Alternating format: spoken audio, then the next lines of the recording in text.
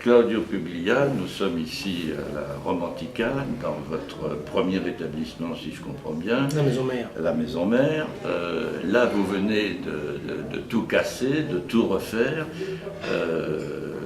Pourquoi Parce que moi je pense qu'on doit aux clients pas seulement une bonne cuisine, mais aussi un décor agréable, surtout quand cette maison elle était déjà vieillissante. Moi je l'ai prise il y a 20 ans, et j'ai fait le décor 2 fois, la première fois avec des petits moyens, oui.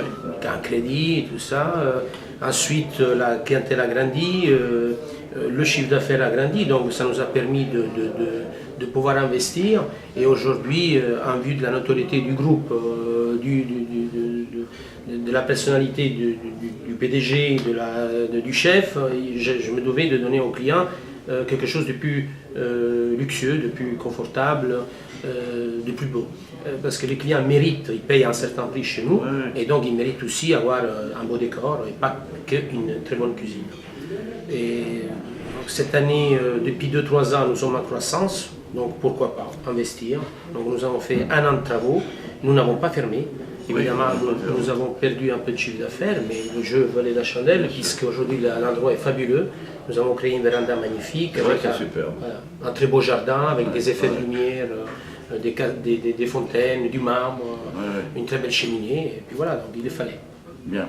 Alors, Claudio, ce qui est quand même assez remarquable, c'est ce que je disais un peu à l'instant, vous avez en l'espace de quelques années seulement créé une véritable constellation à Paris d'un certain nombre d'établissements. Vous venez d'ouvrir le Cicchetti, un petit peu ce qu'on fait dans les bars à Venise.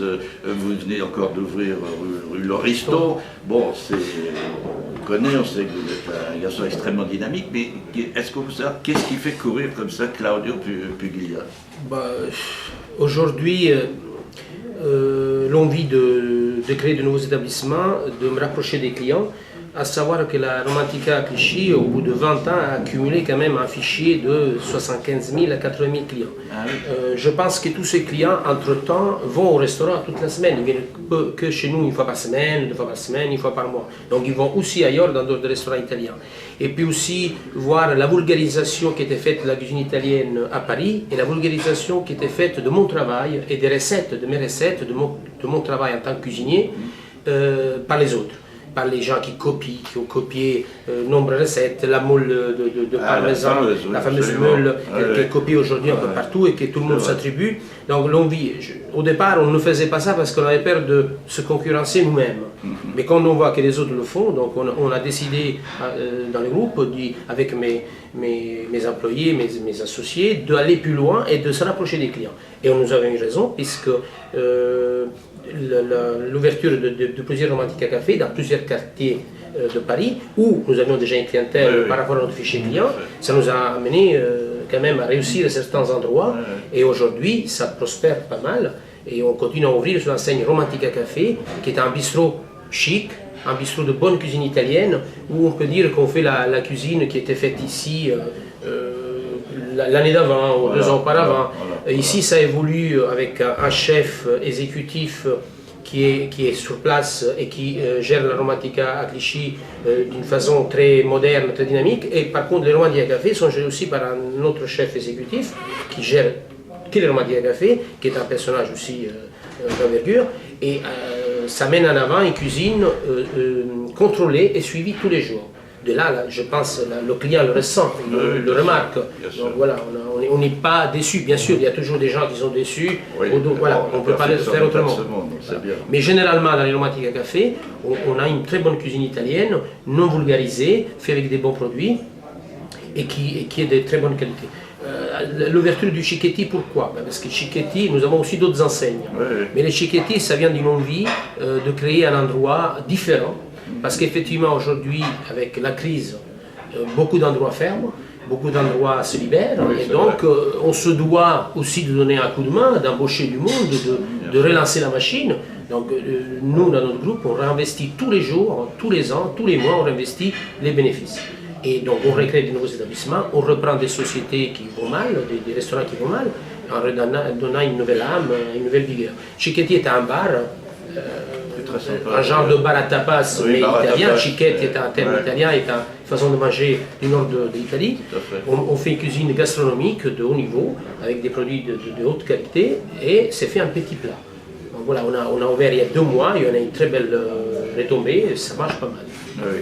Alors vous venez un petit peu de nous définir la manière dont vous procédez, de dire un petit peu qu'est-ce que c'est que votre cuisine dans vos établissements. Est-ce que d'une manière plus générale, vous pourriez nous donner votre sentiment sur la cuisine italienne telle qu'elle est pratiquée en France?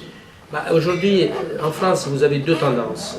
Une tendance que je définirais bas de gamme, parce qu'elle est perpétuée par plein de gens qui sont italiens, pas italiens, qui font de la pizzeria, sans donner rien de mal, sans Oui, rendre la pizza péjoratif. péjorative, parce que une très bonne pizza, c'est bon. Mais vous avez beaucoup de gens qui font ça seulement pour faire de l'argent. Oui, c'est ça. C'est normal, il faut faire de l'argent. Quand Oui, on est oui, chef bien d'entreprise, sûr, mais bon, il faut payer à la fin du mois, les salaires, il n'y a pas de problème. Mais on peut aussi faire de l'argent en se faisant plaisir. Tout à fait. Et je pense que là, le client le remarque. C'est pour ça que je pense qu'on a une très bonne progression.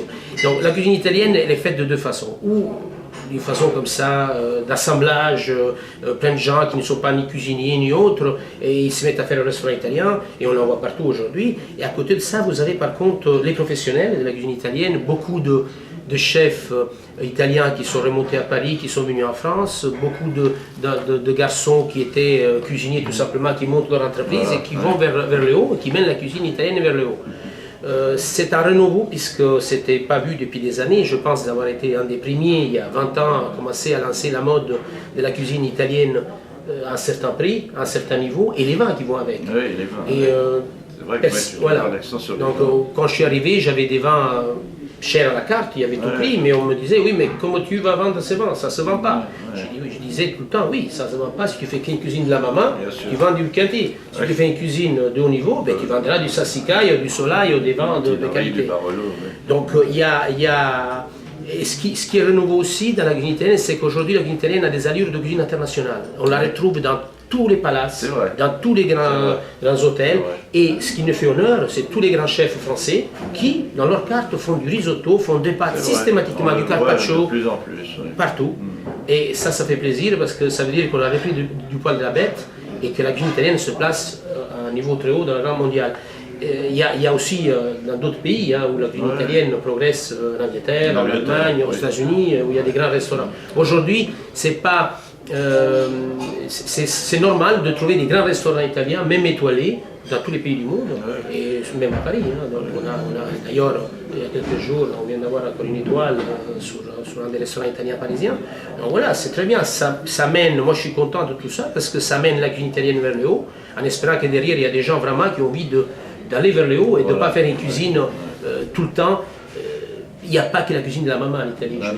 La maman, c'est très bien, c'est la cuisine traditionnelle, mais il y a aussi une cuisine de professionnels, d'écoles, de grands chefs, et des gens qui investissent sur la cuisine, sur le matériel, qui dépensent de l'argent pour créer des endroits où vraiment on puisse faire une cuisine de niveau. Claudio Puglia, je vous remercie. Je vous signale, chers amis, que nous sommes ici à la Romantica, à Clichy, et c'est une maison que je connais bien et que je tiens à vous recommander. Vous ne serez pas déçus. Merci beaucoup.